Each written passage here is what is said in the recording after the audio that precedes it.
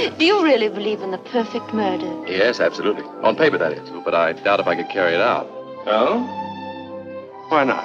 Well, because in stories, things usually turn out the way the author wants them to, and in real life, they don't.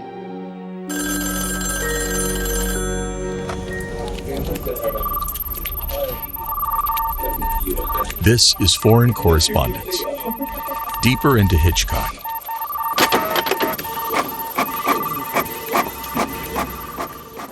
Welcome to the 39th episode of Foreign Correspondence Deeper into Hitchcock podcast.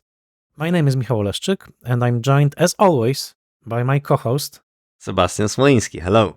We are two film scholars from Poland who go through Alfred Hitchcock's filmography in chronological order, and today it's finally time for us to discuss the only 3D entry in Alfred Hitchcock's filmography, Dial M for Murder. Last time we discussed I Confess, and this time we go into a film that's shot in color, as I mentioned, and in a 3D in 1954. So 70 years ago. And we will have a very special guest today. Sebastian, tell us who is about to join us. Probably the biggest Hitchcock fan and Hitchcock scholar in the internet, in the world, perhaps, Joel Gunz. We're very happy that he accepted our invitation. He's the president and host of HitchCon, a wonderful Hitchcock conference that I had the pleasure to attend in 2022. He is also the editor of the Hitchcockian Quarterly, writer, filmmaker, film scholar, and a passionate person who brings people together, people who love Hitchcock. So he's the person that we've reached out to him very early. We've met each other some time ago, and we're waiting for this particular episode because Joel himself indicated that he wants to discuss Dial M for Murder with us. Yes, Joel is an incredible person, really, and we are so happy to be able to talk to him. You can also find some more information about him and about some incredible online activities that he organizes, all focused on cinephilia and Hitchcock as well, at an address that tells it all, mcguffin.media. Even the name of the website pays tribute to Alfred Hitchcock. I'm very excited, so let's invite Joel and let's discuss this 3D crime thriller from 70 years ago. So, our guest is with us, and it's a great pleasure to welcome Joel Gunz. Hello, Joel. Hello. Glad to be here.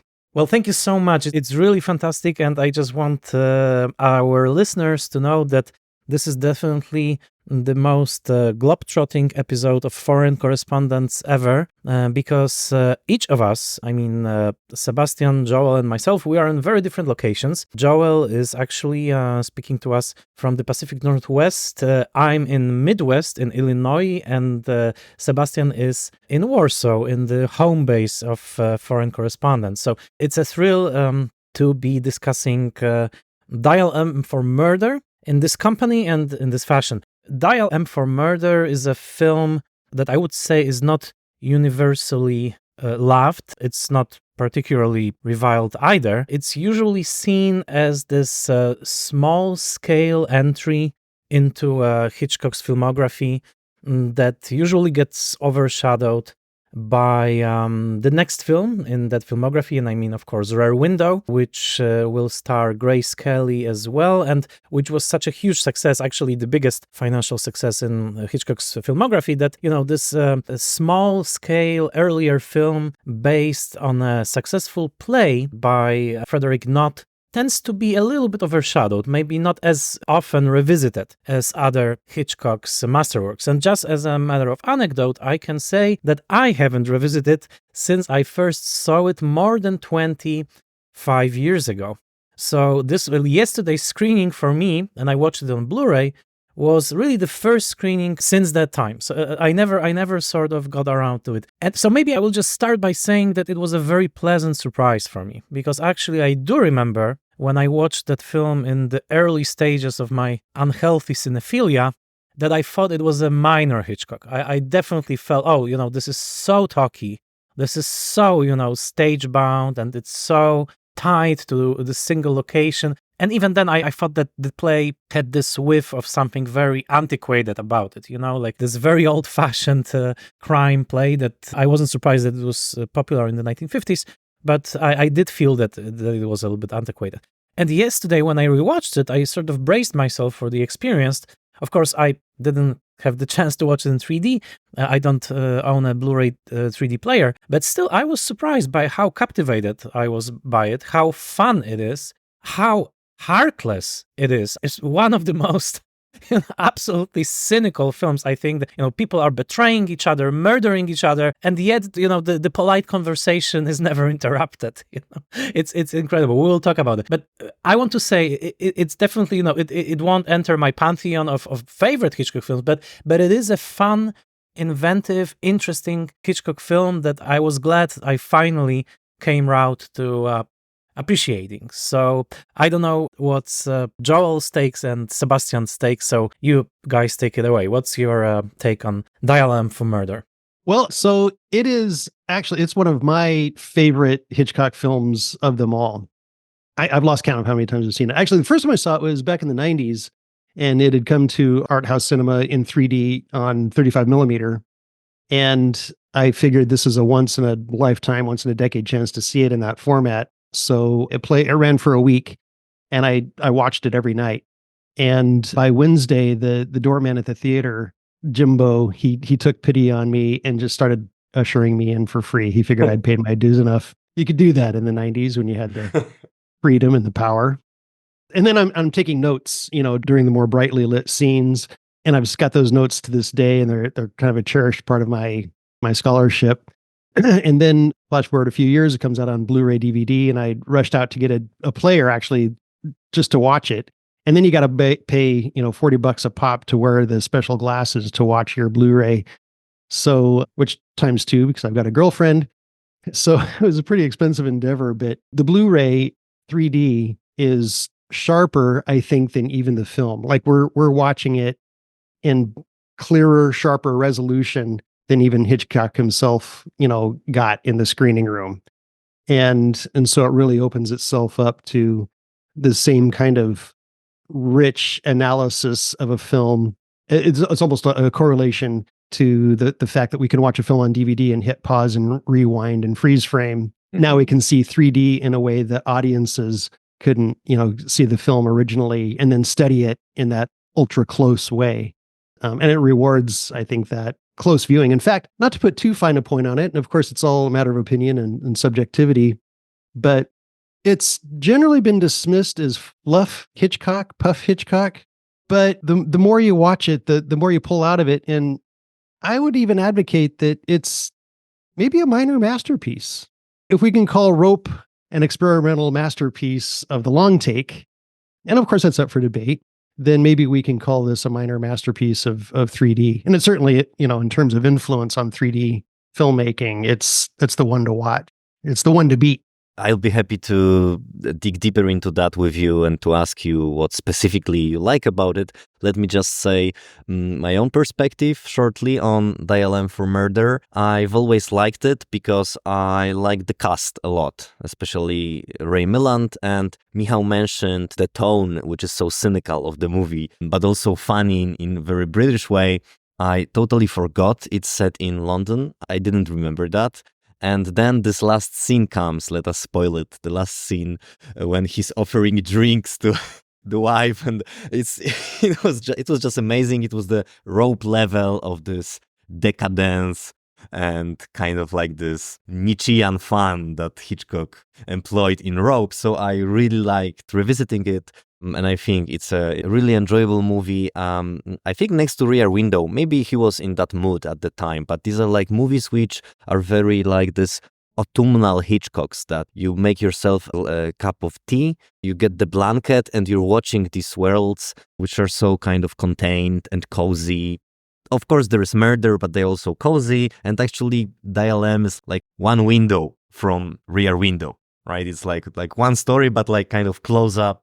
We enter Thorwald's house. It's like the same story, but from the other, let's say, perspective. So So I really liked it, and honestly, I've tried to watch the 3D version yesterday. I was trying to obtain a digital copy of it, and I almost went to my mother, who has a 3D TV. I didn't manage to do it yesterday. I'm very sorry, but I'm really curious about your experiences as a person who saw it in 3D, because as I mentioned before our talk, Foster Hirsch writes very glamorously, not very ecstatically about Dial M for Murder as a 3D movie in his book on Hollywood in the 50s. And Foster Hirsch, who's like elderly gentleman now, he watched it as a kid in his neighborhood. That's pretty amazing that he said that Dial M actually didn't premiere as a 3D movie in first-run houses, but in neighborhood theaters, it was shown as a 3D movie because the owner of his local theater just liked 3D and was screening Dial M for Murder in 3D. And he says it was unforgettable for him and that there's greatness in this feeling that you see the planes in this apartment, different places. So I wonder how your perspective on that looks like, your experience of 3D in this film.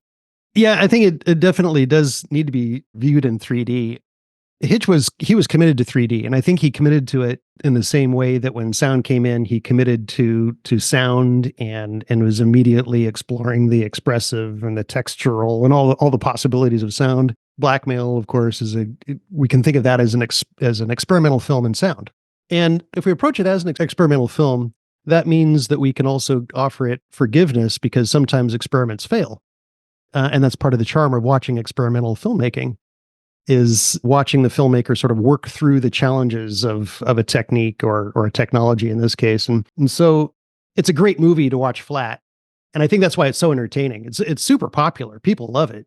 But it's kind of like watching a color film in black and white. You kind of need to see it in 3D to kind of pick up on these nuances. For example, the title screen, Dial M for Murder, and you've got dial and it's superimposed over a phone dial, and then the word M is the M in the phone dial, right? But because it's in 3D, you've actually got 3 layers of experience. You've got the title sort of floating, hovering in front of your face. Then you've got the phone dial behind that, and the circle formed by the dial itself forms the rim of a kind of an abyss that you gaze into to see the M. And so from that opening shot, you're as if gazing into the abyss. That sets up the tone, that sets up thematics. Of course, we're going to return to that same dial during the murder scene, and it's foreshadowing that. So right away, it's sort of being announced. The mechanics or just the presence of 3D is being foregrounded. In other words, that this film conceptually is about the mechanics of three-dimensionality, of 3D filmmaking, and kind of the ontology of that, the metaphysics of that. It's kind of all there right from the beginning. That's very interesting because we usually think that 3D is used to make objects pop out of the screen. And in this case, you suggest that it's the other way. It's the abyss, the depth. Yeah. So that dimension. Yeah, that's intriguing. I haven't looked at it. Well, I'm sure that at some point we will make the effort, and I have the disc. So once I'm in Poland, we will set up Sebastian's mom's 3D TV and finally watch it and appreciate it. But today we will have more question about the experience of this film in 3D. But maybe before we go into that, let's focus on the film itself. I mean, the plot and the performances, and then we'll move to 3D as such and the compositions. The thing that I was really struck by yesterday when I watched it, there's this DVD extra in which Peter Bogdanovich doing this, as usual, his Hitchcock impersonation, which I won't attempt right now out of respect for Hitchcock. And anyhow, he says something like that, it was a surefire for Hitchcock because the play was so popular, and he sort of invested in a sure commodity, something that was very, very well tested with the audiences. But I tend to mistrust this because there were times in Hitchcock's career where he took plays and they weren't as successful as this. And when I was watching the film, I think there is something that connects very closely, almost perfectly, to Hitchcock's disposition as an artist, to his biggest strength, which is space, plotting within a space. And this space here is very confined. It's not Bodega Bay or Mount Rushmore. So, these are those huge set pieces in which, the space is immense. But here, the space is actually very confined, but the level of detail that we get to orient ourselves in this room, literally, like at what angle the furniture and the window and the door and the carpet, everything is so well laid out that really the fun of the film is almost like imagining yourself traversing this room and like going to the door, seeing, oh, there's the bedroom door, so that many steps. And I never made this connection. It's an obvious connection. It's a Wikipedia connection. But the play was written by the same author who also wrote Wait Until Dark, which later on became famous Audrey Hepburn film, in which she was actually Oscar nominated for it. She plays a blind woman who is attacked in her apartment, and she uses the perfect knowledge of the space, because she knows the space so intimately, every inch of it, as a blind person who navigates it. She uses the knowledge of the space to defeat the burglar. And I think this is something that, connects those two plays, but more importantly, something that Hitchcock could sort of plug into this, because I think in his movies, he's so concerned with this, with blocking, with space, with composition, and with our sense that actually we understand conceptually, almost physically, the space in the movie. So in a way, one last sentence, I think it's a movie about planning a murder, but mostly as a spatial endeavor. Like, it will take this many steps, moves, and stuff. That struck me yesterday as one of the main sort of themes of the film. I don't know what's your take on the theme and the general outlook of the film. Yeah, absolutely. I think that's brilliant. I'd say that the Dialem really has its origins in silent film, in the Kammerspiel films produced by the Germans. It's a chamber play. And the nickname for those was doorknob cinema, right? Because they're always showing close-ups of doorknobs turning to create suspense, that would be resolved when a person walks into a room and reveals himself. And we actually see that very shot once or twice, in Dialem. But it's very much a Kammerspiel film. And that's, really driven home during the murder scene, which itself is just like so German expressionistic, right? But I think this idea of space this is the thing that I think is really central to the film, and that what elevates it actually from being just a well-crafted movie into something that's more, we toss the word masterpiece around and we don't, what are we going to do after that? Make a top 10 list. But this idea of, so all of the characters in the play and in the movie they're isolated from each other, right? So you have Tony and Margot, who's, aren't exactly intimate. Then you have Margot and Mark, who've just broken up. Tony and Mark are rivals. Inspector Hubbard, he's in his own little world.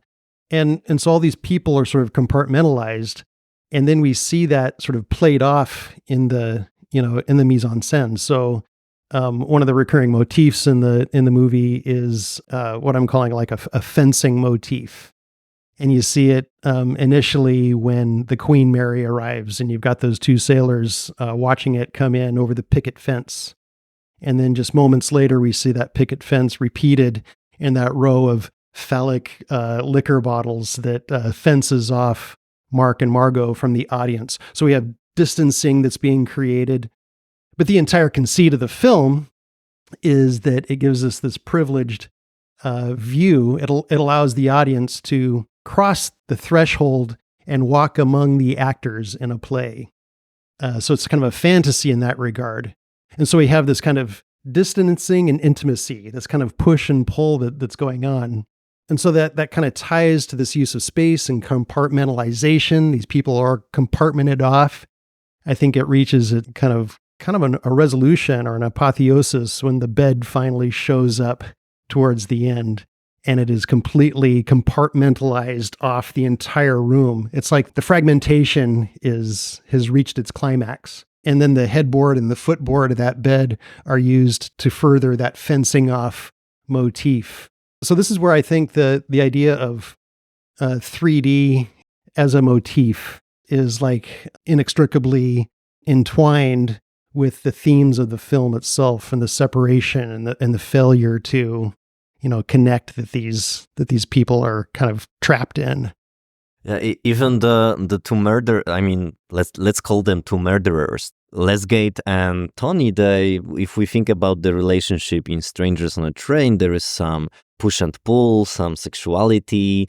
It's kind of sexy, sinister, but there are some emotions, and it's interesting because you're saying about these like people being so separate, and even though they are plotting together, they are immediately against each other because they are blackmailing each other from the very first moment, and murder doesn't connect them on this emotional level, which is interesting, quite. And the moment with the bed, I also was struck by the scene because, as Michał said, and as you were saying about the importance of mapping this place, it's one of the biggest shocks in the movie when we suddenly enter the bedroom, right? Because that's the place which we haven't seen, and there is this very Hitchcockian aura of something degenerate about it. There is this comment by Mark, I'm not surprised you're not sleeping there, right? There's like the space is dark, it's never lit. I mean, when the camera is in the bedroom, I think the room isn't lit, so it's dark and yeah, like some dark Freudian place, where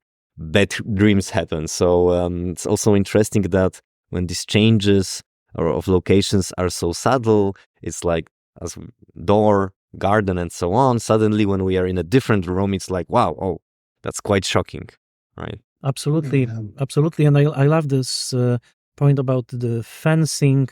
Of course, even when you watch a film in 3D, that was meant to be watched in 3D, in 2D, sometimes you still can spot those compositional traits that, this was supposed to, and yesterday, I did so that so many times the main action is in some way obstructed by some sort of, as you mentioned, a fence or an object.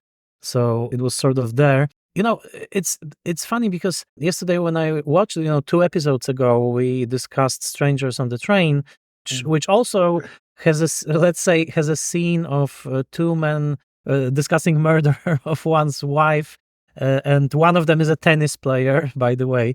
So it's you could look at those 2 scenes, and of course, the first long conversation between Tony and Lesgate. It's a very different scene than train conversation in Strangers on a Train. I would say because of how ruthless it is, Tony is such a ruthless character that he doesn't have any, like moral qualms, not only about killing his wife, but about completely dominating this guy and, using everything that he knows about him to trap him into this scheme. But, I think that the dark heart of this whole concept, which is not even spoken about, is that Tony simply assumes that killing itself is just a matter of logistics. Because Lesgate never killed anyone before. It's not like Tony recruits somebody with experience in this field, okay? He recruits somebody who never killed before. And yet he just assumes, if the logistics is right, if you stand here and if you pull here, then just do it. Well, I think he has killed before. He has. Yeah, we don't know that. Oh, sorry. Did I miss something? He was court-martialed. He was court-martialed, but for what? For killing? We don't know that. He had, taken up with these various women. He's a widow, right? Serial widow, forming these liaisons.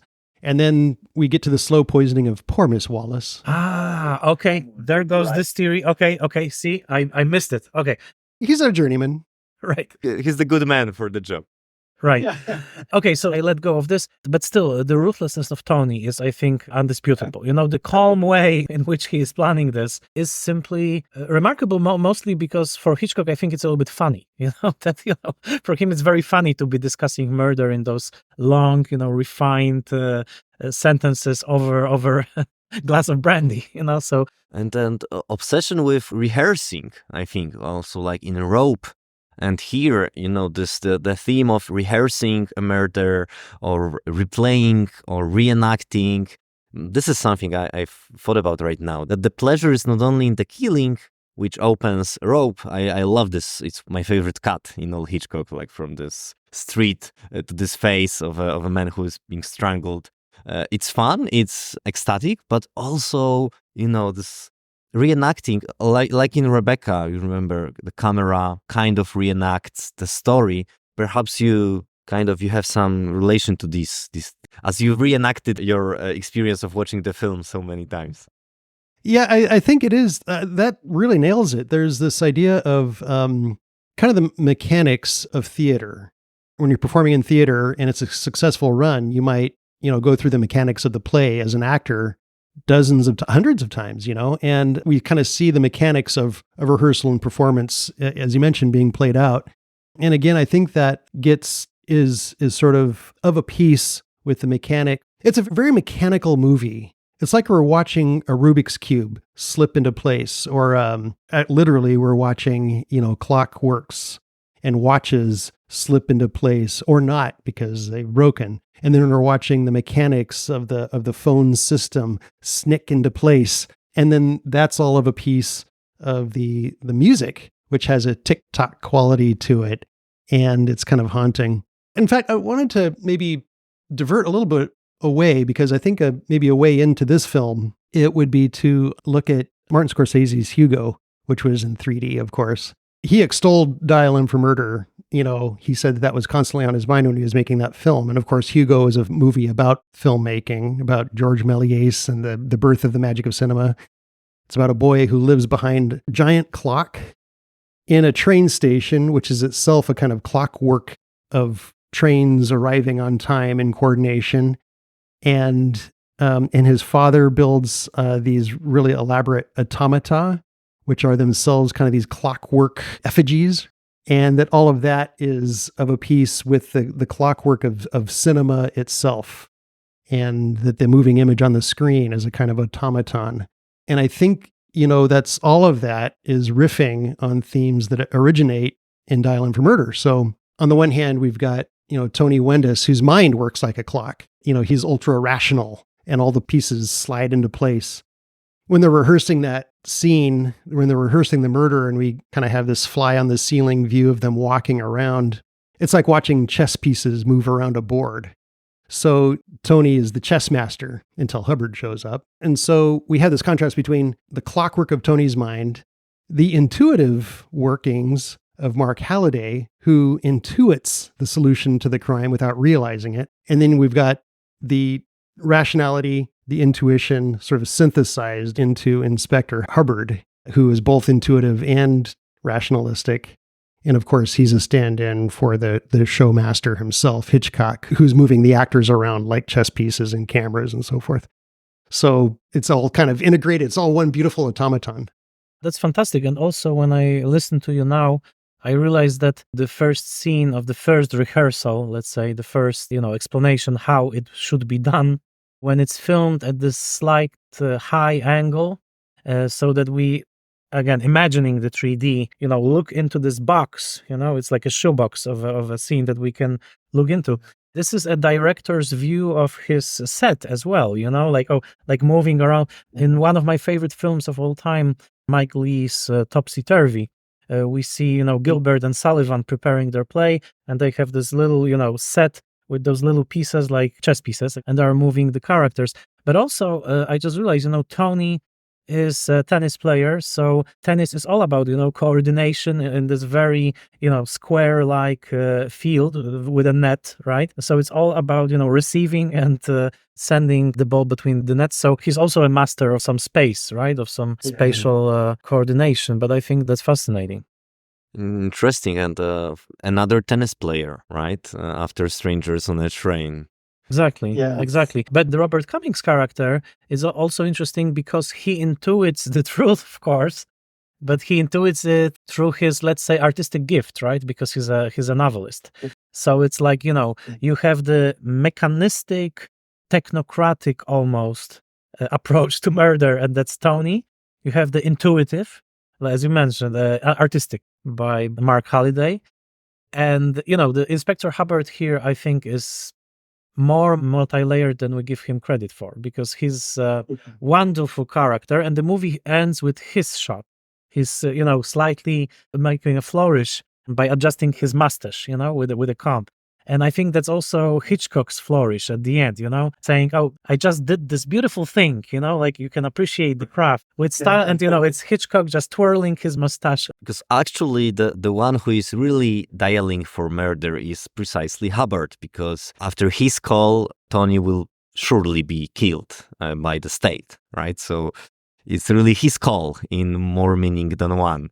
We could say. And I liked your comment, Joel, about that Inspector Hubbard is kind of connects both intuition and rationality, but also I think we can see him as a kind of a double for Tony, right? In a way, I mean, in another of Hitchcock's doubles, that they are both kind of on opposite sides of the moral equation, but they are really kind of triggered by the same things, like precisely how to kill or how did he kill, right? That Inspector Hubbard is really excited when he can finally kind of repeat this murder and find the key and do this whole setup. So I think it's the humor of these scenes is really, really wonderful.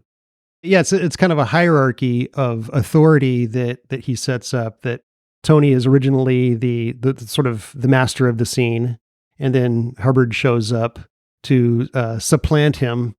And we see the same thing happen in Rope, right? That Philip and Brandon are the masters of the scene. Really, Brandon is. And then until Rupert, the James Stewart character, shows up, and all of a sudden he pulls the rug out under them, and he's in charge. But then in both of those movies, and in every Hitchcock movie, through his cameos and so forth, we're never far from realizing or remembering that Hitchcock is the true master of the scene, and all of these characters are just pawns in his game.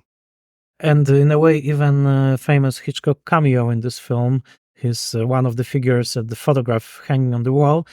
That's the only Hitchcock cameo that literally remains through the whole film, because that photo is always there in the background, right? I mean, we don't focus on Hitch's face, but it's there. So we know that Joel prepared some stills for us to analyze. So maybe we can look at some specific shots of and have. Oh yeah, This is great, because we have never made it that way. I hope this doesn't throw a monkey wrench into the clockworks. No, it's fantastic. And I love that actually this shot repeats the opening shot, because it's also a finger pointing, right? Like on the telephone dial.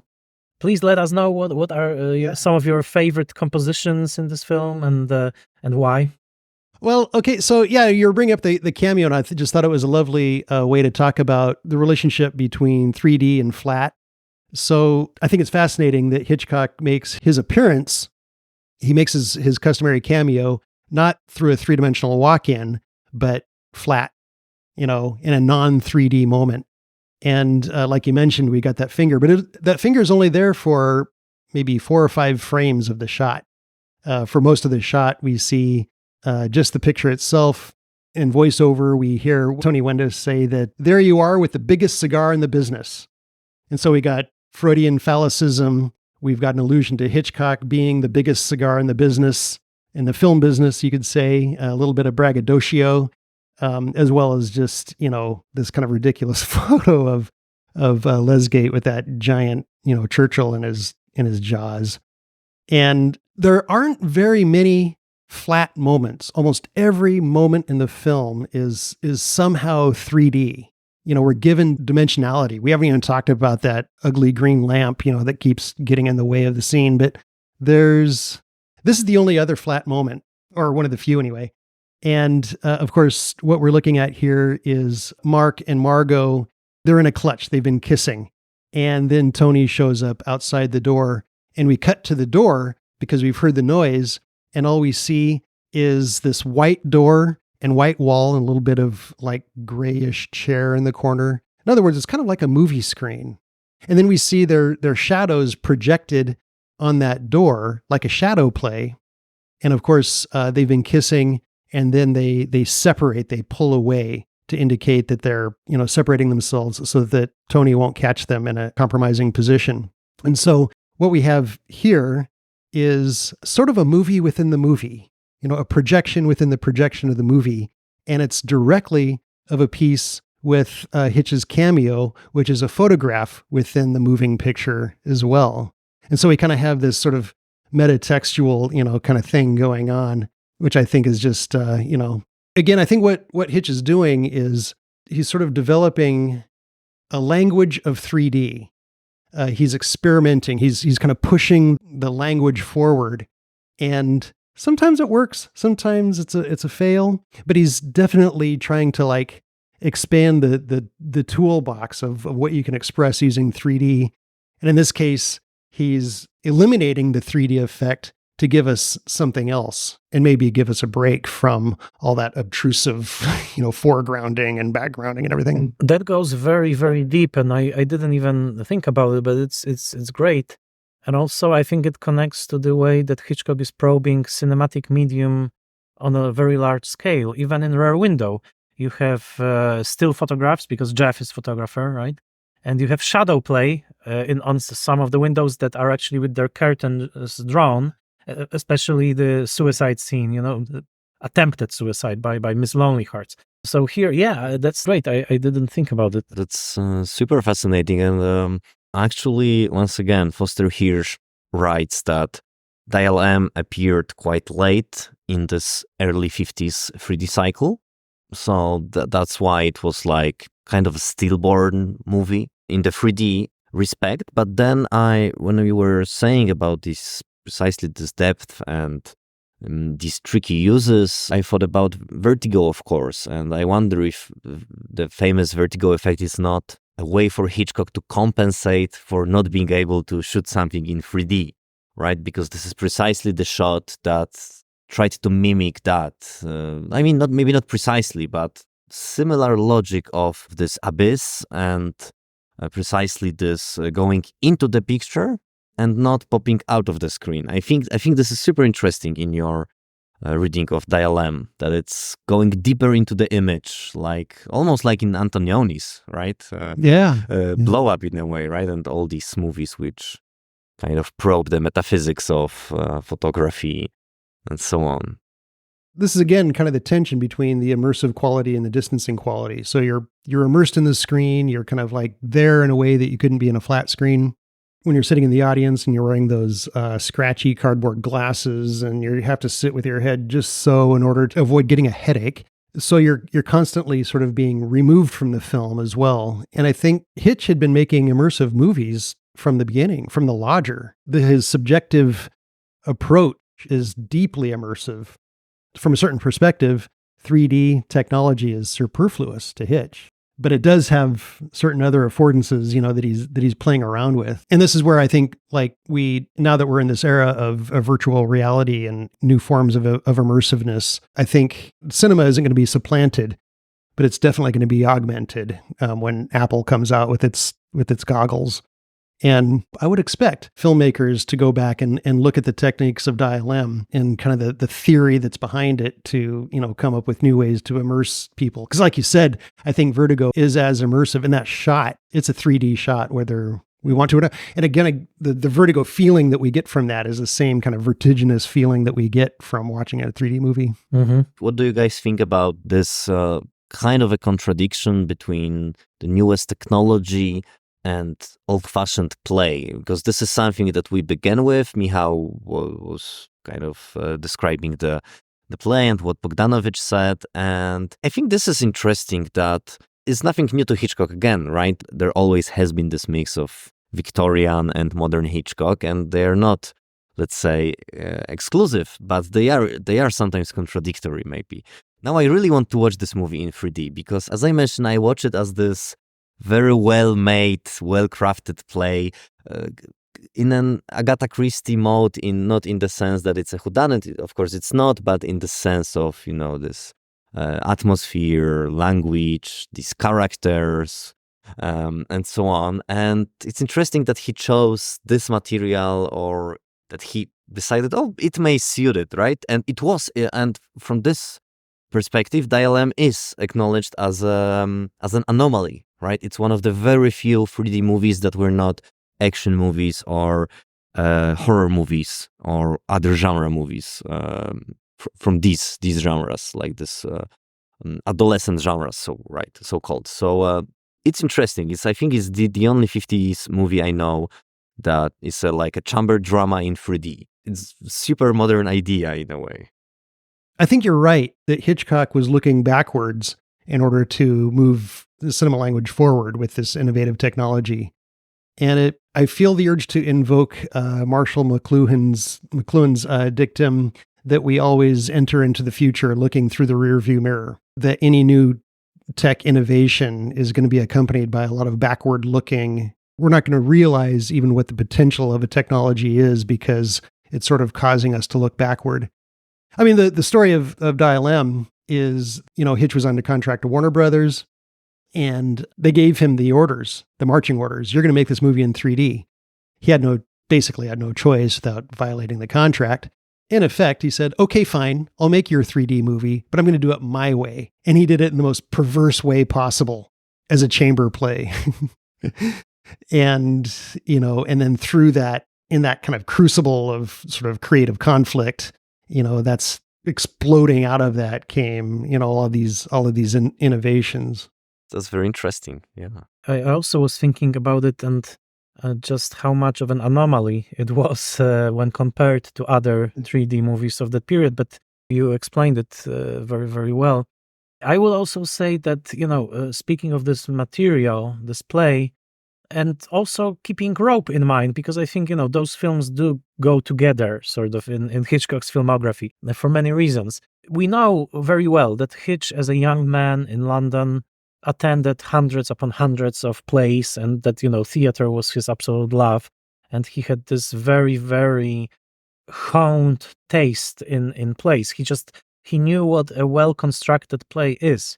And this play is well-constructed to the point, as I mentioned, of being completely heartless, right? You may even forget there's a murder at stake, that there's infidelity at stake. I love the approach that the film has to infidelity, which is the main, it's actually the crux of the plot, that she's, unfaithful to her husband.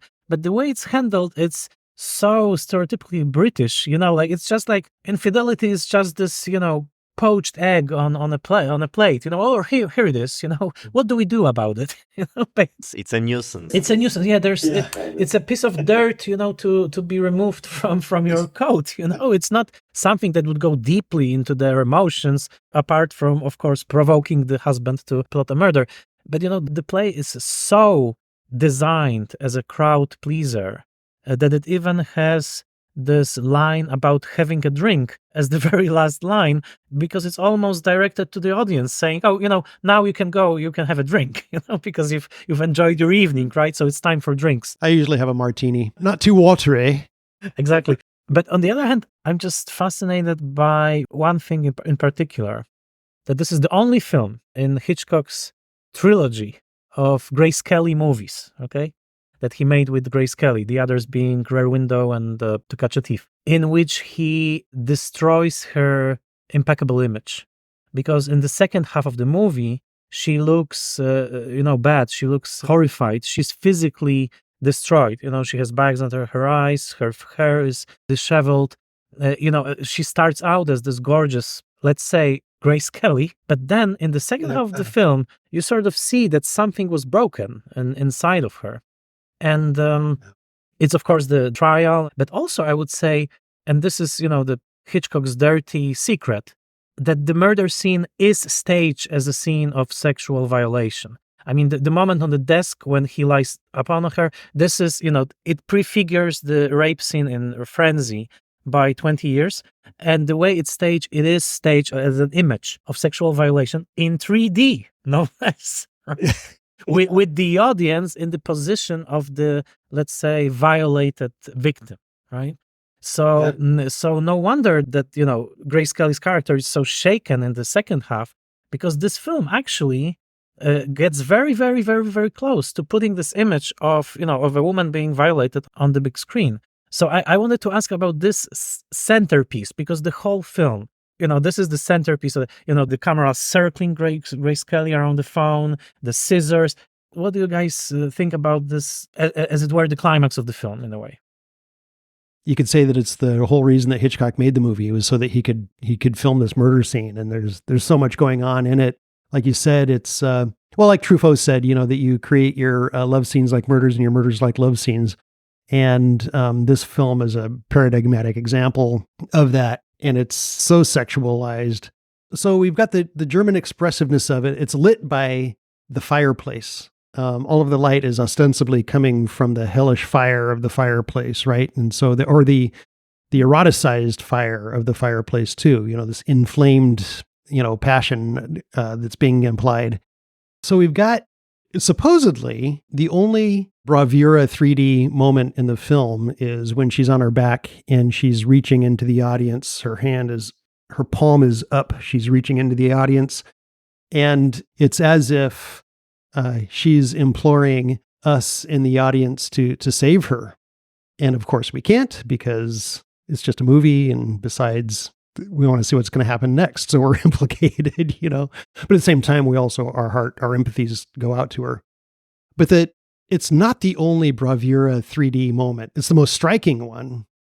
But the other one is after she's clutched around, she's found the scissors, she's stabbed in the back. He jumps up and he's dancing in harmony with the music. Ching, ching.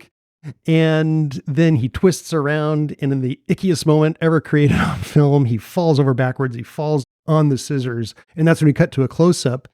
And his head is thrust into the audience, right? Because he falls towards the camera, face up. And then we watch those scissors, descend or ascend into his back and his lungs and whatever else is in there. And we feel it. And I mean this in the most Freudian phallic way possible, the outward thrust of his head into the audience, sort of, you could say, consummates the sexual violence that's implicated there. Yeah, that's interesting. So Hitchcock delivers the corpse at our door, so to speak, right in front of us. Yeah. We get the corpse that we were dreaming about. This is very, very interesting. And also what you mentioned about this fireplace, I was surprised by this. I forgot this moment. I mean, this light, that the scene is, if I remember correctly, it has this warm light, right? It's warmly lit because of this fireplace, which also gets this perverse element, and the sexual violation happens. Maybe this is the most Hitchcockian element, that it's right in your own home, right, almost in your bedroom, in your office. And she has a nightgown, right, if I remember correctly. So the homely quality of this violation is also very perverse. That there is fireplace, there are all the signs of a nice evening and comfortable, warm London home, right? This is pretty amazing. Upper class home, because one of the pleasures is that it's so wonderfully furnished. But also, I just now realized that, what really separates this and makes it into even a more heartless piece than Rope is that in Rope, from the very beginning, the Farley Granger character has some sort of second thoughts. He's quivering. He knows they did it, for the Nietzschean reasons or whatever. But from the very first moment, he's unraveling. And then, his hands are shaking and he's sweating. And, he knows that they did this bad thing, to quote a song. But here, nobody really quivers for moral reasons. Grace Kelly falls apart, but that's because she was in many ways violated and unjustly accused. But it's not because she was unfaithful to her husband, or, Tony is also, he's completely no conscience or whatsoever, as we said, like a matter of logistics. But we know that you have some other shots that you wanted to discuss. Are there any that are your favorite in the film? So, you know how it is when you have a favorite movie, you're sort of watching for, certain shots to show up, and then you sort of celebrate them, kind of like Rocky Horror Picture Show or whatnot. And so a couple of others that sort of pay off this idea of three-dimensionality that are parallel to her hand reaching into the audience. Oh, there's so much here. Later on, Hubbard, he starts working out the case of the peripatetic latchkey that has moved from purse to person to its place under the rug. And then we see him hold it out to the audience, as it were, in close-up.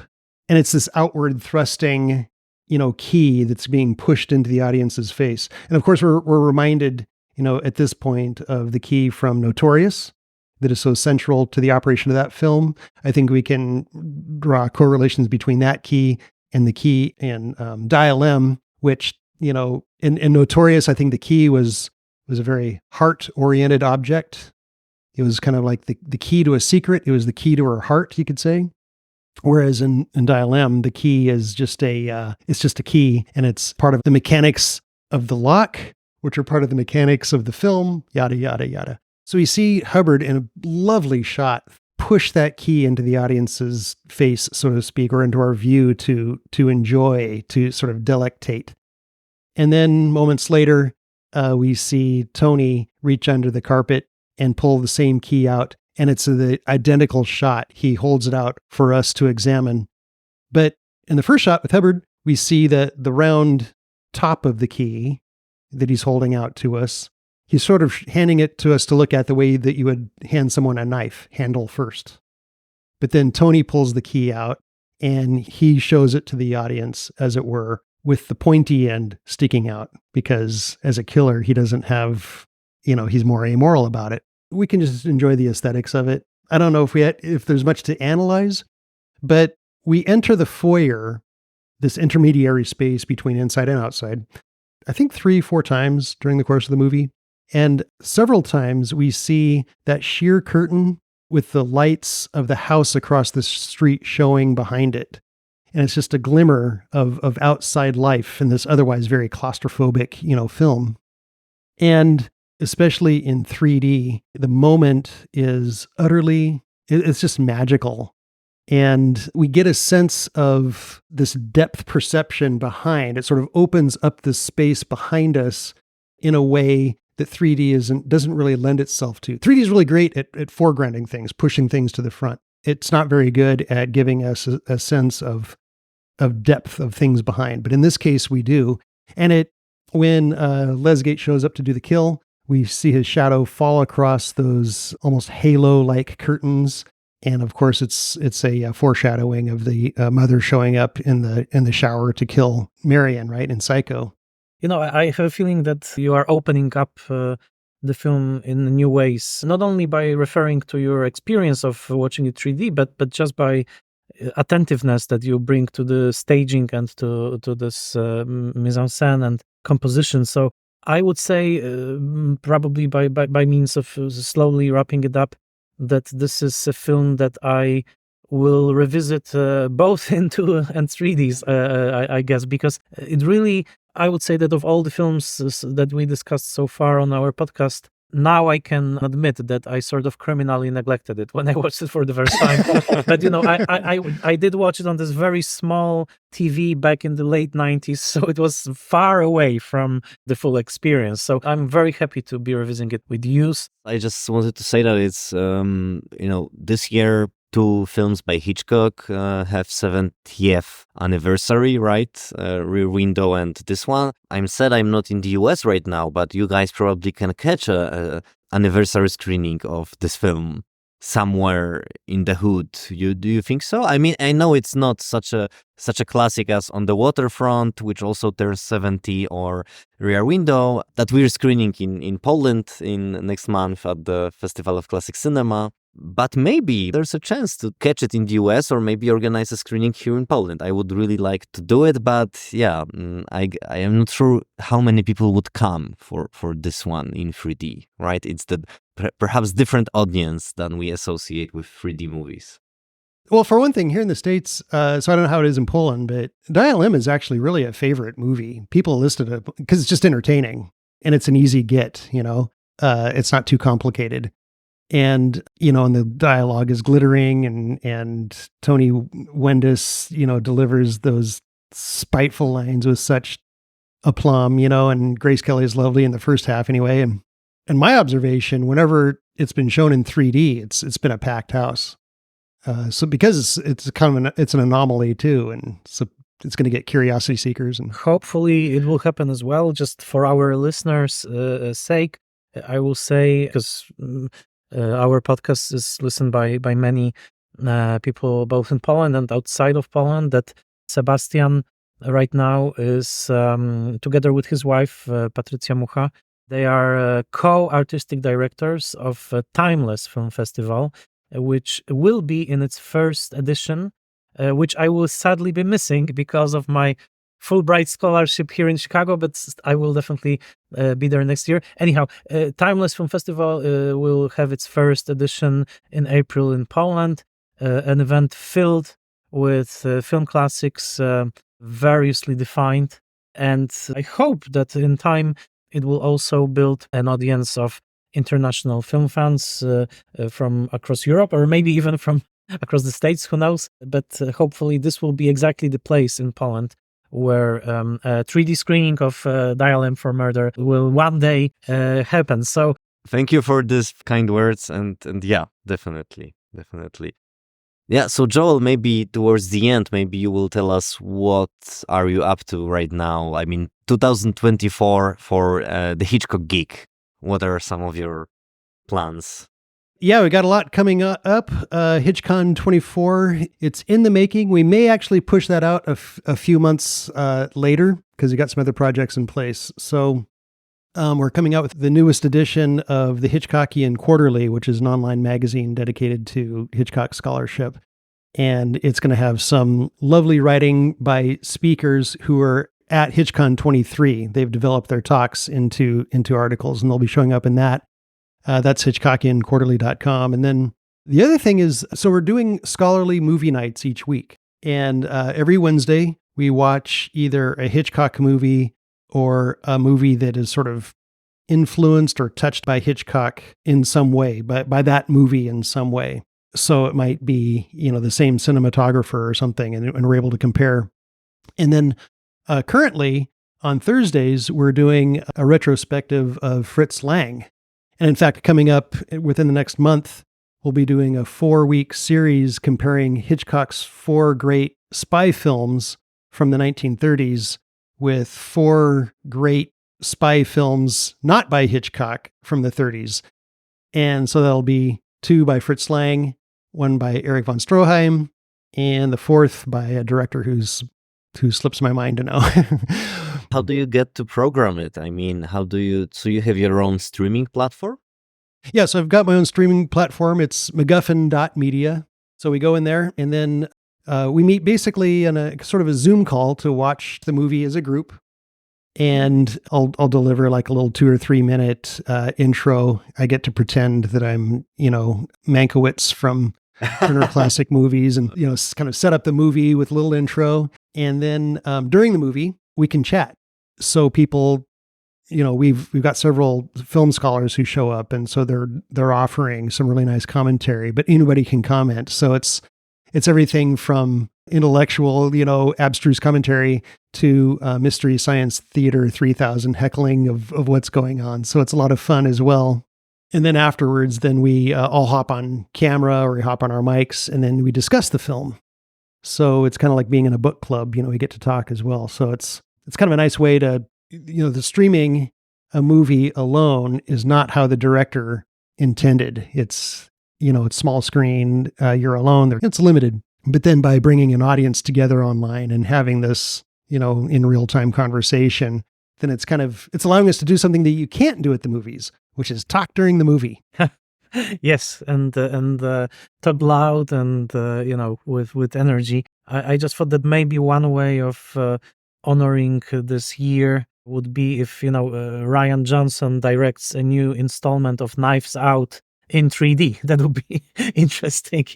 Scissors out. Reef on Dial M. Scissors out. Scissors out. Exactly. Tell me, because I see on your website that you have a beagle named Charlie.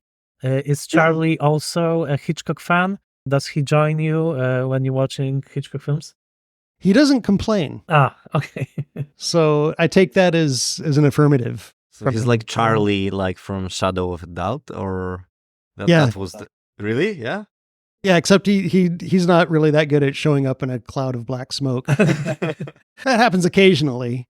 Whatever you do, don't screen Rear Window for him, because the fate that the dog meets in that film could traumatize Charlie. So But well, this was a pleasure and a real honor, and thank you so much for bringing your knowledge and passion to our podcast, and thank you for nice words about our work. And we are sure that throughout this making of this podcast, we are meeting so many wonderful Hitchcock fans and scholars, and it's a real community. So thank you again. It was really fantastic. Thank you.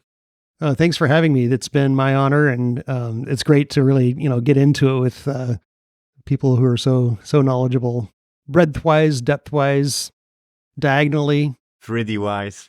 Yeah. 3D conversation. Thank you, Joel. It was really 3D with the three of us. Wow, I'm so happy that Joel found the time to join us. It was really wonderful, and thank you, Sebastian, because you met Joel first and you made the contact, and I'm so happy that he shared his knowledge and the love of Hitchcock with us. Yes, that was amazing, and brand new way of discussing Hitchcock during podcast meetings. So looking at images, let us know how it translates to listeners. What is your experience with us digging a bit deeper into some images and shots that Joel chose? For me, at least, it was a very exciting way to see the movie live, let's say, while we were discussing the film. So thanks to Joel, the name of our podcast has just gained a new dimension. We truly went deeper into Hitchcock today. Yes, and I also want to thank you, and please keep listening, keep liking us on Facebook, sharing the podcast, rating it on iTunes, and we can't wait because a big film is coming up in our journey through Hitchcock's filmography. This film will, of course, be Rear Window. So thank you for listening to another episode of Foreign Correspondence. Deeper into Hitchcock.